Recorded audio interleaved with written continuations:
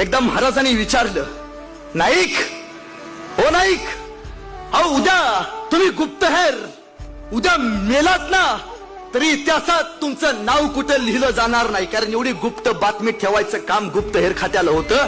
नाईक, तुमच्या पोराबाळांचं काय हो, तुमचं बरं वाईट झालं तर. तरी हा रांगडा मर्द महाराजांना म्हणतोय, महाराज पोराबाळांची चिंता कोणाला, महाराज मी स्वराज्यासाठी जन्माला आलोय.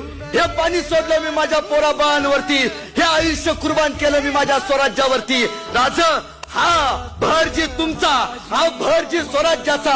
राज, म्या मेल्यानंतर ज्या हडातनं जगदंब जगदंब आणि शिवाजी शिवाजी नाव ऐकू येईल, राज ती हाड्या भरजी नाईकांची असतील, एवढं लक्षात ठेवा.